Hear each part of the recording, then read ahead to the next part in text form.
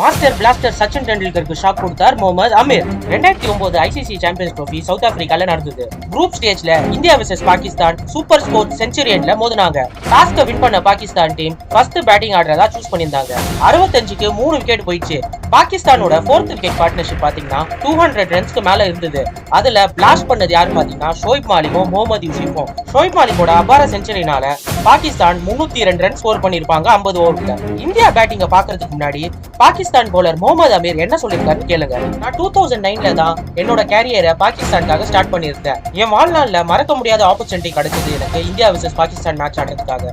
என்னோட favourite iconic batsman Sachin டெண்டுல்கரை wicket எடுக்கணும்னு சொல்லிட்டு எனக்கு ஒரு கனவாவே இருந்தது. ஏன்னா India versus Pakistan team bilateral series ஆடுறது இல்ல. ஏதாவது ஐசிசி ஈவென்ட்ல சச்சின் டெண்டுல்கர் விக்கெட் எடுத்தாதான் உண்டு. இந்த சான்ஸை நான் விட்டேன்னா இதுக்கப்புறமா என்னோட ட்ரீம் ஃபுல்ஃபில் ஆகாது. பாகிஸ்தான் ஹியூஜ் டார்கெட் செட் பண்ணி வச்சிருக்கோம். ஸ்டார்டிங்லேயே சச்சின் டெண்டுல்கரோட விக்கெட்டை எடுத்துட்டோம்னா இந்தியா அணியை பிரஷர்ல எடுத்துட்டு வந்துடலாம். என்னோட ஃபர்ஸ்ட் 2 ஓவர் பாத்தீங்கன்னா சச்சின் டெண்டுல்கர் குவைட்டாவே ஃபேஸ் பண்ணிட்டாரு.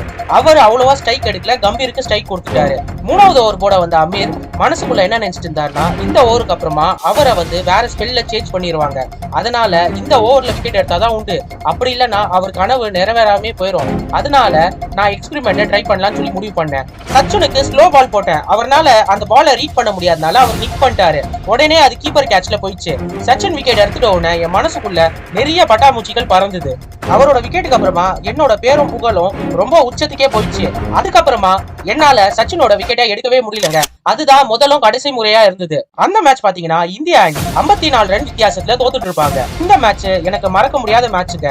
என்னோட வாழ்நாள்ல சச்சின் டெண்டுல்கரோட விக்கெட் எடுத்து இந்த மாதிரி ஒரு சம்பவம் பண்ணேன்னு சொல்லிட்டு அந்த வீடியோவை என் பசங்க கிட்ட போட்டு காமிப்பேன்.